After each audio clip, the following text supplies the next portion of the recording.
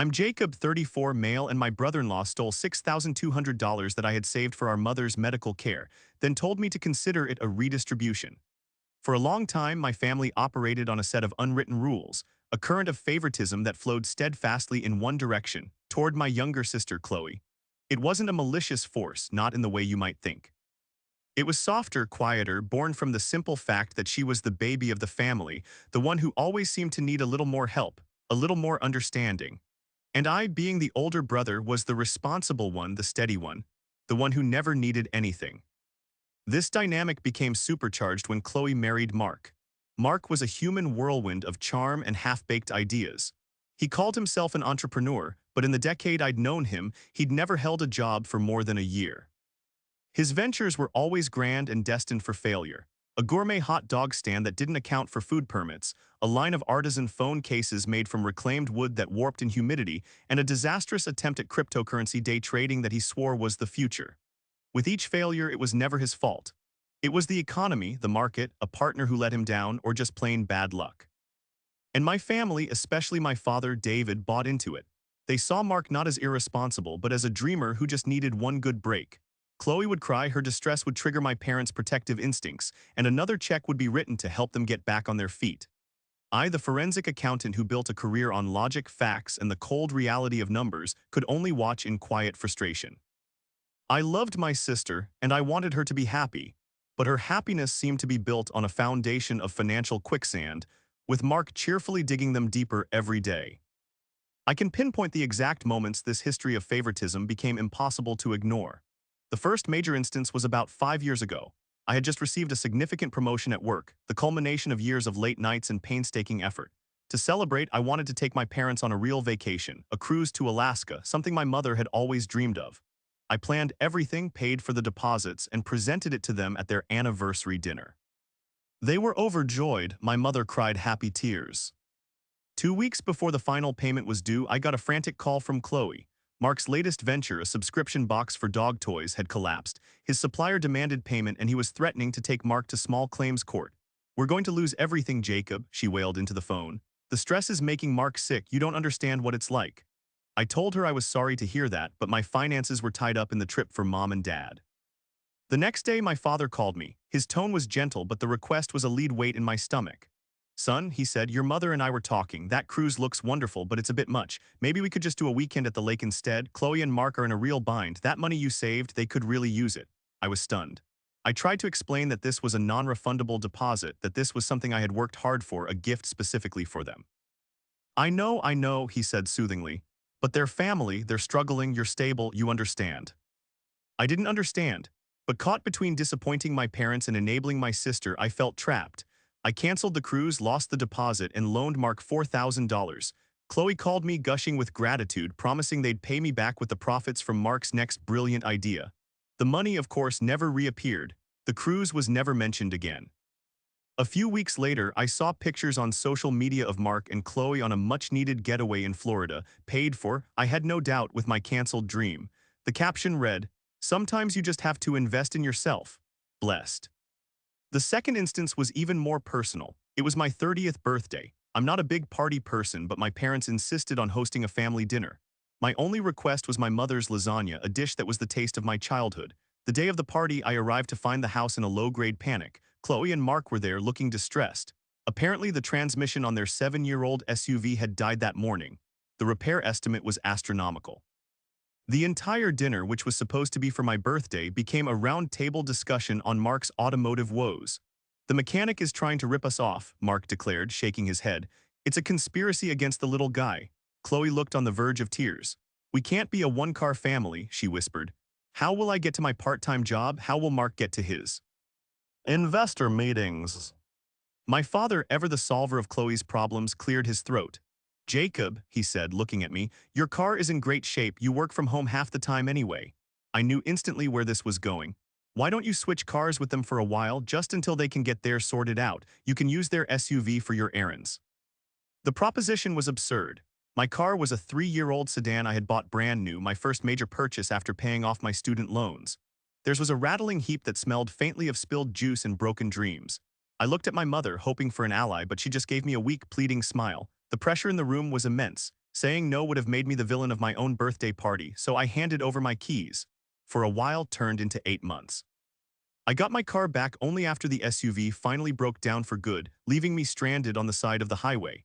When I finally got my sedan back, it had an extra 10,000 miles, a mysterious dent in the rear bumper, and an interior that looked like it had been lived in by a small farm animal. Mark's only comment was, "Guess you'll have to get that dent looked at. Bummer."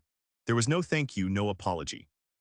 Just the quiet expectation that I would absorb the cost, the inconvenience, the disrespect, because I was the responsible one. These incidents and a dozen smaller ones just like them taught me a hard lesson. In my family, my stability wasn't a source of pride, it was a resource to be tapped. My successes weren't celebrated, they were seen as a safety net for Mark and Chloe's failures, so I adapted. I stopped talking about my work, I became more private with my finances, and I started keeping records. As a forensic accountant, it was second nature. Every loan, every favor, every manipulative text message, I documented it all. I created a file, a simple manila folder that grew thicker over the years. I didn't know why I was doing it at first. Maybe it was just a way to prove to myself that I wasn't crazy, that the imbalance was real. I never planned to use it, but I kept it just in case. I kept it for the day the unwritten rules were finally pushed too far. The family reunion was my father's idea. He was turning 65, and my mother's mobility had been getting progressively worse over the past year due to her arthritis. "I want one more big get-together," he'd said on the phone, his voice thick with a sentimentality he rarely showed. "While your mother can still sit at the head of the table without being in too much pain." That sentence was a knife in my gut. It was the reason I had the envelope thick with cash tucked into the inner pocket of my coat. $6,200. It was the exact quote I'd gotten for a state-of-the-art, lightweight wheelchair and the necessary modifications to their home, a small ramp for the front porch and grab bars in the bathroom. I had been saving for months, pulling extra contract work, pinching every penny. I had the money in cash because the contractor, a friend of a friend, gave a significant discount for it, allowing me to afford the better wheelchair model. I planned to give it to my parents tonight after the other relatives had left. It was meant to be a private, heartfelt gift, a solution, not a handout. The reunion was held at my parents' house, the same split-level home I grew up in. The air was thick with the familiar smell of Mom's pot roast and Dad's pipe tobacco. Aunts, uncles, and cousins filled the living room, their laughter echoing off the wood-paneled walls. I tried to soak it in, to feel the warmth of the occasion, but a familiar anxiety simmered beneath the surface. I saw Chloe and Mark arrive late as usual. Mark was wearing a blazer that was just a little too tight, trying to project an image of success that his worn-out shoes betrayed. Chloe clung to his arm, smiling brightly, but her eyes darted around the room as if assessing the mood. They made a beeline for my parents. "Mom, Dad," Chloe exclaimed, hugging them both. "You look wonderful." Mark clapped my father on the shoulder. "David, you don't look a day over 50, what's your secret?" It was the same performance every time. My father predictably beamed. "The secret is having a good family," he said, his eyes landing on Chloe. I watched the interaction from across the room, feeling that old, familiar pang of invisibility. I loved my parents dearly, but in these moments, I felt like a supporting actor in a play that was all about Chloe. Dinner was a loud, chaotic affair. I found myself seated next to Mark. Throughout the meal, he regaled the table with stories of his latest project. This time, it was an app. He was vague on the details, using a lot of buzzwords like synergy, disruption, and first-mover advantage. "It's going to be huge, Jacob," he said, leaning toward me conspiratorially, his breath smell. "Ing of garlic bread. We're in the final stages of securing seed funding. I'm talking 7 figures. Once that check clears, everything changes for me and Chloe." I nodded politely, offering a non-committal, "That's great, Mark." Inside, I was running the numbers. Seed funding was a term he'd used before. It usually meant he was trying to get a loan from a credit union that would inevitably reject him. Then his eyes flickered with something else, a strange mix of resentment and curiosity. "Must be nice," he said a little too loudly. "Your job, so safe, so predictable, never have to worry about where your next paycheck is coming from." The comment hung in the air. It wasn't a compliment, it was an accusation. He was painting my responsibility as a kind of moral failing, a lack of daring. My sister from across the table must have sensed the tension. "Mark just means you're smart with money, Jacob," Chloe chimed in, forcing a smile. "We've always admired that about you." I felt a dozen pairs of eyes on me. I wanted to say, being smart with money means not sinking it into imaginary apps. But I didn't. I just gave a tight smile and said, "It pays the bills." The subject changed, but the interaction left a bitter taste in my mouth. Later, as people were mingling with dessert, I saw Mark talking to my father in the corner of the room. Mark was gesturing emphatically, his expression a carefully crafted mask of earnest passion. My dad was listening intently, nodding, that familiar, soft look on his face.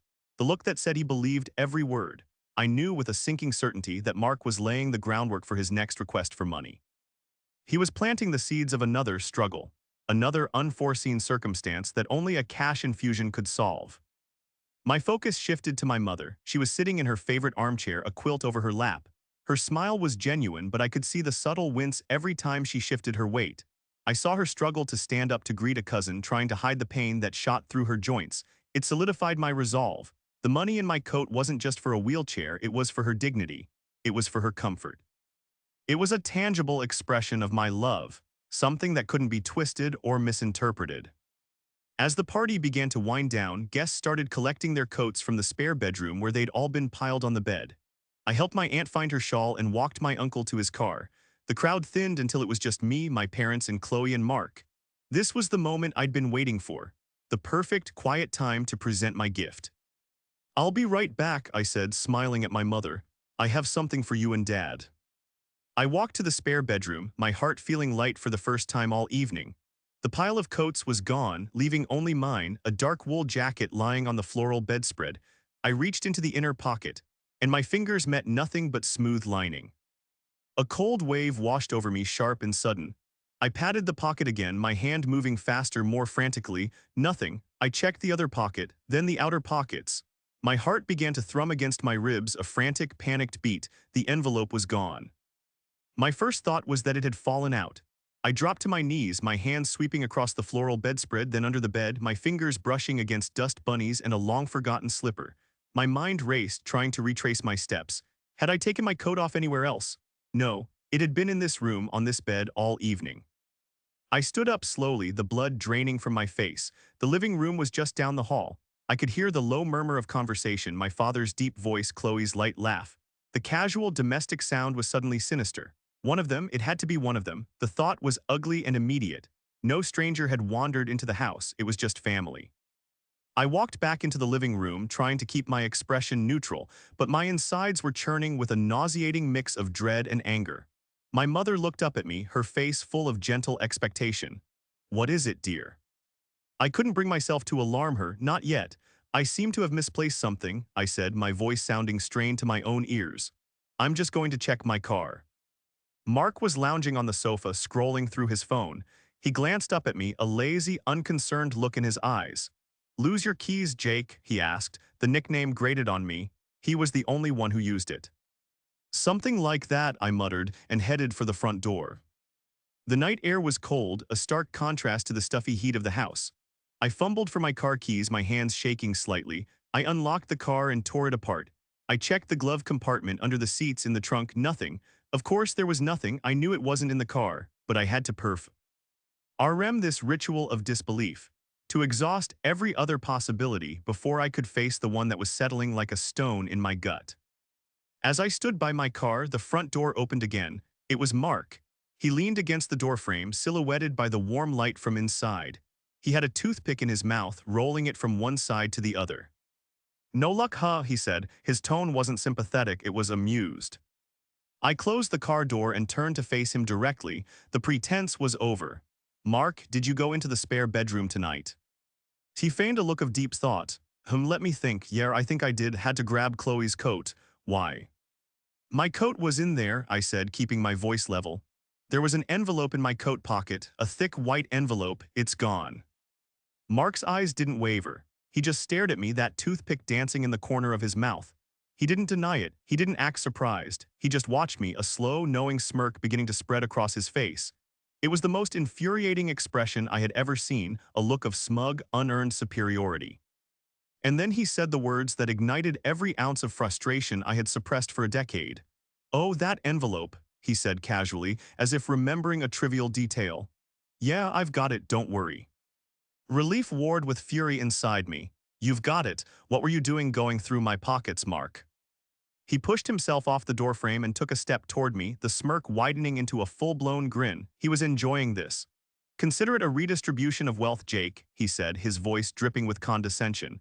A family stimulus package, you're doing fine, we're struggling, it's only fair. I stared at him speechless. The sheer audacity of it, the twisted logic, the absolute lack of shame, it was breathtaking. He hadn't just stolen from me, he had reframed his theft as a noble act of social justice. He was Robin Hood and I was the greedy nobleman who had it coming. Struggling, I finally managed to say, my voice dangerously quiet. You call going on vacation with money you borrowed struggling. You call wrecking my car and not even offering to fix it struggling. That's all in the past, he said with a dismissive wave of his hand. This is about the future. My app is about to take off. This is just a small, short-term investment from a family member. You'll get it back, with interest even once the funding comes through. The money wasn't for you, Mark, I said, the words tasting like ash. It wasn't for me either, it was for Mom. It was for her wheelchair, for the ramp she needs to get in and out of her own house. For the first time, a flicker of something, maybe surprise, maybe annoyance, crossed his face. But it was gone as quickly as it came, replaced by the same unctuous arrogance. See, it all works out, he said smoothly. Once my app hits, I'll buy her 10 wheelchairs, the best ones. This is for the greater good. You're just too stuck in your little spreadsheets to see the big picture. Just then the door opened wider. It was Chloe. What's going on out here? She asked, her voice tinged with irritation. Mom and Dad are waiting. She looked from my pale, furious face to Mark's smug one. Jacob's just having a little trouble seeing the big picture, Mark said, wrapping an arm around her shoulder. Mark went through my coat and took the $6,000 I had saved for Mom's wheelchair, I said, looking directly at my sister. I wanted to see her reaction. I needed to believe that she, my own sister, would be horrified. But she wasn't. Her face hardened, her loyalty snapping into place like a shield around her husband. Oh, Jacob, don't be so dramatic, she said, her voice sharp. Mark explained it to me. It's a loan, we're in a tight spot, and he has a major deal on the line that will solve everything. You know how it is, we would have asked, but you always get so difficult about money. This was just easier. Easier? The word hung in the cold night air between us. It was easier to steal from me than to have a conversation. It was easier to violate my trust than to face my disapproval. In that moment, I saw them for what they were, a two-person vortex of entitlement, sucking in everything around them and leaving a trail of wreckage for others to clean up. They both stood there, united against me, expecting me to back down. Expecting me to sigh, run a hand through my hair, and eventually capitulate, just like I always did. They were waiting for the responsible, steady Jacob to absorb this too. But something inside me had finally, irrevocably snapped. The years of quiet documentation, of swallowed anger, of meticulously recorded injustices, it all coalesced into a single point of cold, hard clarity. They thought this was the same old story. They had no idea I had already written a different ending. I took a deep breath, letting the cold air fill my lungs, the shaking in. My hands stopped, the churning in my stomach settled. I looked past them into the warm light of the house where my parents were waiting, and a profound sense of calm washed over me. You're right, I said, my voice completely even. Let's go inside. If you think you're struggling now, then you'll understand what happens next. They exchanged a confused but triumphant look. They thought I was surrendering. They laughed, a short, sharp sound of victory. Mark clapped me on the back. That's the spirit, Jake. See, Chloe, I told you he'd understand. They walked back into the house, laughing together. I followed them, my steps measured and deliberate. As I walked, I reached into the inside pocket of my blazer, not my outer coat, but the blazer I wore underneath, and my fingers closed around the smooth, thick manila folder I had put there before I ever left my apartment. They had taken the money, but they had left the weapon, and it was time to use it. We stepped back into the living room, the atmosphere shifting instantly. My parents looked up, their expressions a mixture of confusion and concern. Is everything all right? My mother asked, her gaze fixed on my face. Everything's fine, Mom, Chloe said quickly, shooting me a warning look. Jacob just misplaced something, but it's all sorted out. Mark sauntered over to the armchair opposite my father and flopped into it with a self-satisfied sigh. He was acting like a man who had just closed a major business deal, a conquering hero returned from the field. He caught my eye and gave me a subtle wink, as if we were now co-conspirators in his grand plan. I ignored him. I walked over to the coffee table in the center of the room and carefully placed the manila folder on its polished surface. The sound it made, a soft, solid thud, seemed to echo in the sudden quiet. What's that, son? My father asked, peering at the folder over his reading glasses. That, I said, my voice clear and steady, is the big picture. Mark snorted. Oh, here we go. Jacob's bringing his work home with him. What is it, Jake? Tax returns, depreciation schedules. He chuckled and Chloe joined in with a nervous titter. They thought it was a joke. I didn't smile. I pulled a chair from the dining room and sat down facing them all. I was no longer just a son or a brother. I was a forensic accountant and this living room was now my boardroom. I've been a forensic accountant for 10 years, I began, letting my gaze sweep from Mark to Chloe and then to my father. My job is to find the truth hidden in the numbers. I analyze patterns, I document transactions, I follow the money. It's what I'm good at. And for the last 5 years, I've been applying those skills to a personal project. I opened the folder. The first thing I pulled out was a single sheet of paper. It was a neatly printed ledger. On the top, in bold letters, it read, Financial Transactions, Mark and Chloe. Let's start with the loan for the gourmet hot dog stand in 2020, I said, my voice devoid of emotion. You told Dad you needed $3,000 for licensing and initial inventory. Chloe, you called me crying, saying the vendor was going to back out. I slid a document across the table. This is a copy of the check from Dad's account. And these, I added, placing 2 more slips of paper beside it, are bank statements from your account for the following week. They show a $2,000 withdrawal at a travel agency and an $800 charge at a high-end luggage store. The inventory, it seems, was a trip to Cancun. Chloe's face went white. Mark stopped smiling. Now, wait a minute, Mark started. That was a business development trip, we were networking. I ignored him and continued, my movements precise. Next, the canceled Alaska cruise, the $4,000 I gave you. I laid out a printout of the bank transfer from my account. You promised to pay it back from the profits of your dog toy subscription box. That venture never launched. But 3 days after you received the money, your social media shows you both in Miami. I slid a glossy printout of their own Instagram post onto the table. The one with the caption about investing in yourself. The geotag places you at a resort where rooms start at $500 a night. Those were sponsored posts, Chloe blurted out, her voice high-pitched. We were working as influencers. Your social media account had 172 followers at the time, I said flatly. I checked. My father was leaning forward now, his folksy, gentle demeanor gone. He picked up the printout of the Instagram post, his brow furrowed. He looked from the picture to Chloe, and for the first time I saw a flicker of doubt in his eyes. And my car, I went on, my voice like ice. The 8 months you borrowed it, you said it was just for local errands while yours was in the shop. I pulled out a small stack of papers. These are GPS data reports I pulled from the car's own system. It logs trip history. It shows multiple trips to Atlantic City, a weekend trip to a vineyard in upstate New York, and a 600-mile round trip to Ohio that coincided with a concert for a band you both like. It also shows an average daily mileage 5 times my own. And this, I added, placing a final estimate on the table, is the bill for 2 new tires, an alignment, and the repair for the dent in the bumper. Total cost to me, $1,450. Mark stared at the papers, his mouth slightly agape. He looked like a magician whose trick had just been exposed in excruciating detail. The arrogance was draining out of him, replaced by a pasty, cornered look. This is insane, Jacob, Chloe cried, her voice trembling. She turned to our parents. He's twisting everything, he's been spying on us. This is a violation of our privacy. A violation? I countered, my voice rising for the first time. Was it a violation when you called me crying to lie about needing money? Was it a violation when you took my car under false pretenses and returned it damaged? Was it a violation, Mark, when you went through my coat pocket not 30 minutes ago and stole $6,200 meant to give our mother a shred of comfort and dignity? The room fell silent.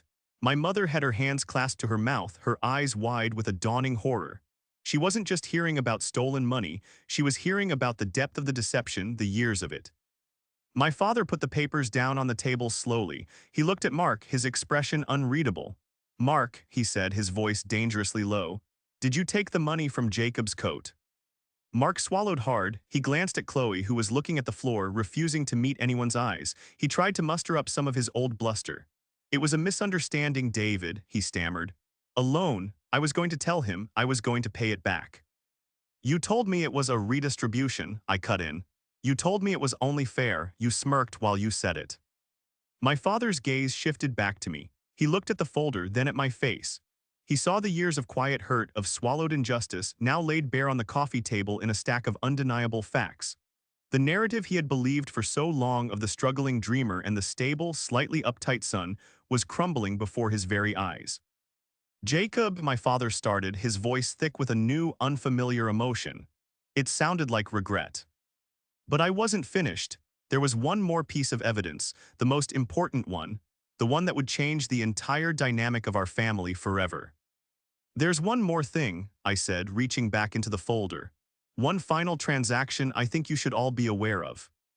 I paused, letting the weight of the moment settle in the room. Chloe was now openly weeping, silent tears streaming down her face. Mark sat frozen, his bravado completely gone, replaced by the grim look of a man who realized he had fundamentally miscalculated. My mother looked heartbroken, her gaze flickering between her two children as if seeing the chasm between us for the first time. My father's attention was fixed solely on me, on the folder in my hands.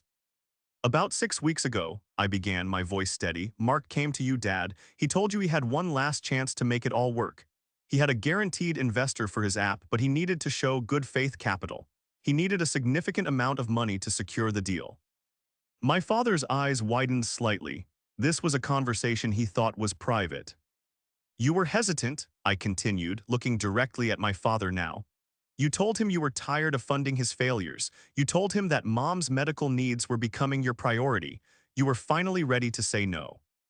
Chloe's head snapped up. How do you know that? She whispered, her voice laced with disbelief. Because Dad called me, I said softly. He called me the next day. He didn't tell me about Mark's request, but he asked me as an accountant what the wisest way to protect a large sum of money would be if it were loaned to an unreliable party. He asked about contracts, about collateral, about legal recourse. I gave him my professional advice. I told him to put everything in writing, to have it notarized, and to include specific clauses about what would happen if the terms were broken. I let that sink in. I then pulled the final document from the folder. It wasn't a copy. It was the original, a crisp, multi-page document with a notarized seal at the bottom. I had asked Dad for a copy for my records, and he, trusting his responsible son, had given me the notarized original to copy and return, which I had simply kept. You gave him the money, Dad, I said, placing the document on the table. You gave him $25,000. A collective gasp went through the room. My mother looked at my father, her expression one of utter shock. This was clearly news to her. David, she breathed. My father held up a hand, silencing her, his face a grim mask. He didn't look at his wife, he looked at his daughter and his son-in-law. I picked up the document. This is a loan agreement signed by Mark and by you, Dad. I helped you draft the key clauses, remember? Let me read one of them aloud. Paragraph 4, Section B. The borrower, Mark Peterson, agrees that this loan represents a final, exhaustive measure of familial support. The borrower agrees, as a condition of this loan, to cease soliciting any further financial assistance, in any form, from any other member of the immediate family, including but not limited to Jacob Miller. I looked up from the page directly at Mark. It goes on to say, I continued, my voice cold and clear, violation of this clause will result in the immediate and full recall of the entire loan balance, due within 30 days. Failure to repay will result in the lender, David Miller, providing full support and cooperation for any legal action taken by other aggrieved family members. I placed the agreement on top of the pile of evidence. The trap was sprung. Mark had not just stolen $6,000 from me. He had violated a legally binding contract and in doing so had jeopardized the $25,000 loan that was his last lifeline. His attempt to take my money to float his failing enterprise had now put him at risk of losing everything. You gave him that money to get his life in order, I said to my father. To finally stand on his own 2 feet so he could support my sister. You made him promise he would not come to me. You made him promise he would stop the cycle. And the first chance he got, he didn't just ask me for help. He waited until he thought I wasn't looking and stole from me. He stole money meant for his own mother-in-law's care, money that would have given her relief from daily pain. The silence that followed was absolute. It was heavy, suffocating. The air crackled with shattered trust and exposed lies. Mark's face was ashen. He looked at the loan agreement on the table as if it were a snake. He had been so sure of his place in the family, so confident in my father's endless well of forgiveness for Chloe, that he had walked right into a cage of his own making. Chloe finally spoke, her voice a raw, desperate rasp. We were going to pay it all back, Daddy, she pleaded, turning to my father. All of it. Mark's deal is real this time. You have to believe us. My father looked at his daughter, his precious, favored child, but the softness was gone. The indulgence had evaporated. In its place was a look of profound disappointment, a deep, weary sadness that seemed to age him 10 years in 10 seconds. He looked at her, then at the man she married, and he finally saw the truth that had been laid out in black and white on the coffee table. He opened his mouth to speak, to pass judgment, to finally and definitively choose a side. But he never got the chance.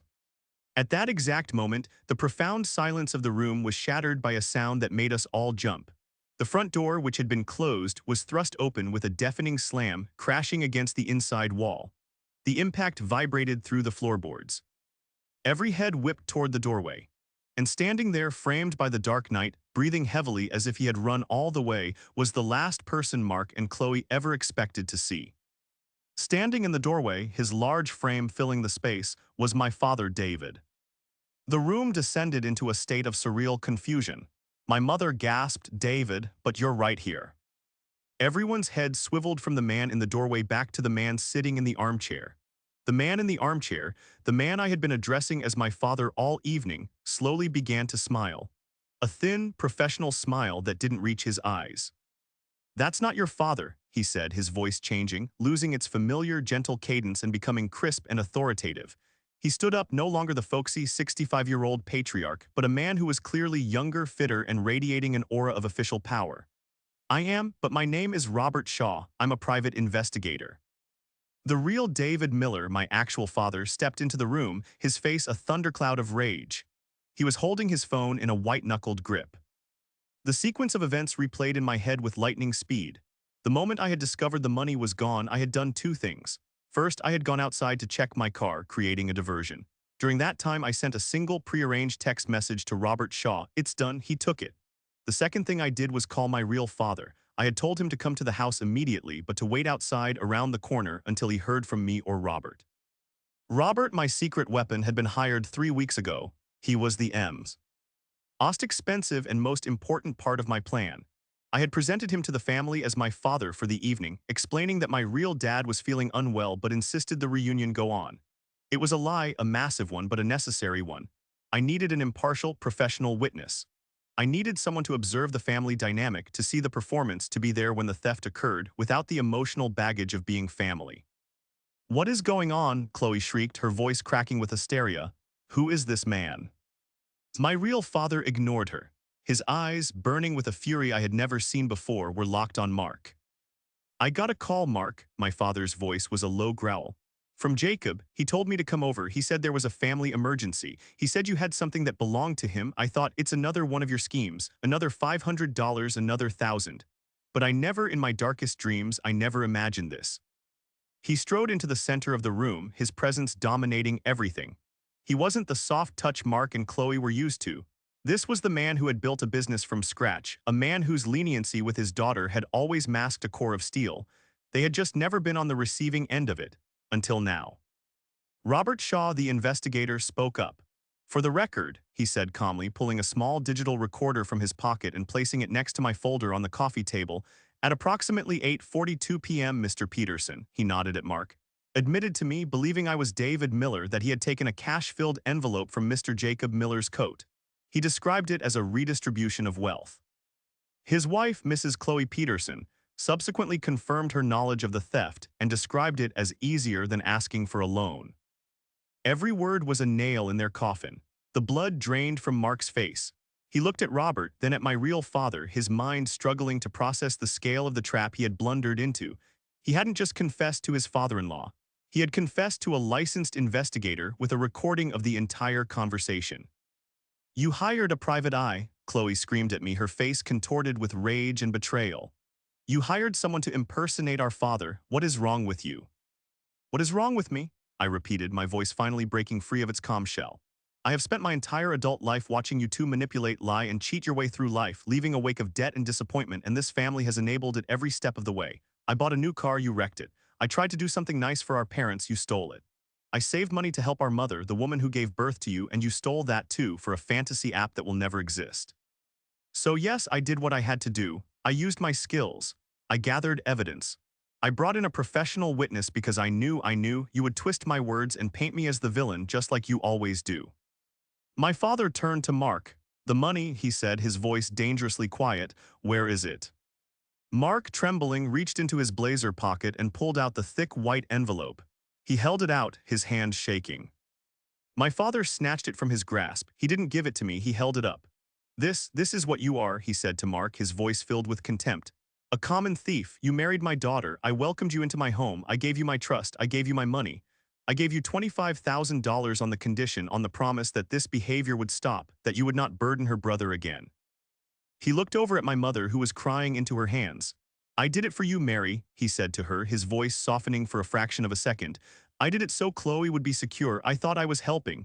He turned back to Mark, his face hardening again. I wasn't helping, I was feeding a monster. Daddy, please, Chloe sobbed, stepping in front of Mark. Don't do this, we'll pay it all back, we promise, we just need a little more time. Time? My father roared, and for the first time in my life I saw him truly lose his temper. You've had 10 years of time, you've had thousands of dollars of my money, of Jacob's money, your time is up, your chances are gone. He pointed a shaking finger at the loan agreement on the coffee table. That contract you signed is now in full force. You violated the terms, you owe me $25,000, now, and since I know you don't have it, here's what's going to happen. He took a deep breath, his chest heaving, and delivered the sentence they had spent a lifetime avoiding. My father stood in the center of the room, a judge delivering a verdict a decade in the making. The air was thick with the fallout of the explosion I had triggered. Mark and Chloe huddled together, no longer a power couple, but two drenched in shivering survivors of a shipwreck of their own making. First, my father began, his voice ringing with an authority I had only ever heard him use on business calls. You will take the money I loaned you, the money you supposedly needed for your investor, and you will use it to pay back every single cent you owe. He looked at the envelope containing my $6,200 in his hand and thrust it toward me.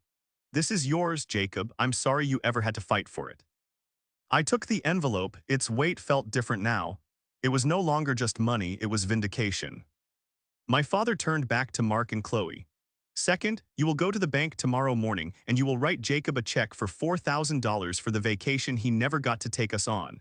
Then you will write him another check for $1,450 for the damage to his car. You will bring me the receipts. He wasn't done, he pointed at the folder on the coffee table. That folder contains a list of other small loans you've taken from aunts and uncles over the years. Jacob, I want a full accounting of that. You too, he jabbed a finger at Mark and Chloe, will write an apology letter and a check to every single person on that list. I will be mailing them myself. The color had completely drained from Chloe's face. She looked like she was going to be sick. Daddy, we can't, she whispered. That's almost all the money, we'll have nothing left, we'll lose our apartment. You should have thought of that before you stole from your own family, my father retorted, his voice like flint. You will not lose your apartment because you will both be getting full-time jobs, real jobs with pay stubs. Mark, your career as a pretend entrepreneur is over. You will work, you will bring home a paycheck. And for the next 2 years, you will give me half of that paycheck to repay the remainder of your loan. You will live on a budget, and I will be reviewing your bank statements every single month. It was a total dismantling of their lives. He was taking away their illusions, their safety nets, their entire method of operation. He was forcing them into the one thing they had always avoided, reality.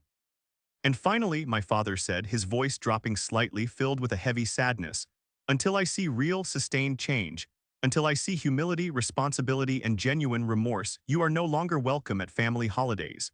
You are no longer a part of these gatherings. The free ride is over. That was the final blow. More than the money, more than the forced jobs, the banishment was what truly broke them.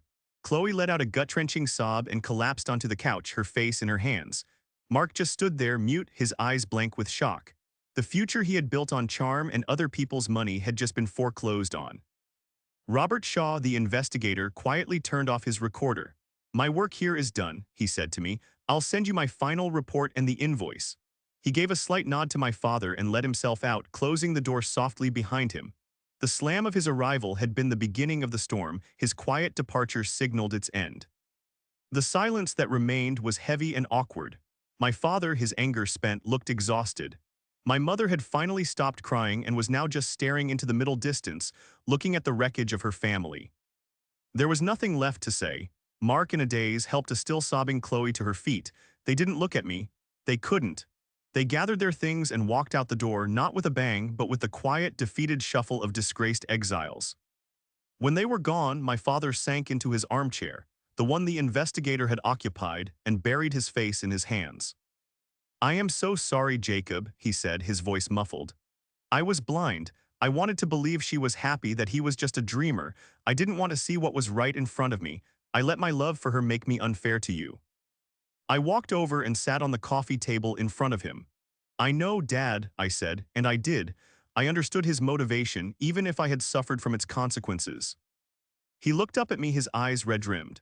"All those years you were quiet, you never complained, you just took it. I thought it was because you were strong enough to handle it. I see now that I was just making you carry a burden that wasn't yours. You shouldn't have had to do all this." He gestured to the folder, "to be heard. I'm proud of you, son, not for this, but for the man you are. The responsible, steady man I always took for granted." My mother came over and put a hand on my shoulder. "The wheelchair, Jacob," she said softly. "Despite all this, thank you, it means the world to me." In that moment, standing between my parents, I felt a shift in the foundation of our family. The cracks had been exposed, the rot cleared out. It was broken, yes, but it could be rebuilt. This time on a foundation of truth. My relationship with my sister and her husband was likely shattered beyond repair, and a part of me mourned that. But the part of me that had felt invisible for so long finally felt seen. The next morning, I got a notification on my phone, a bank transfer from Chloe Peterson for $5,450. It was all there. I took the envelope of cash and the transferred funds and made an appointment with the contractor.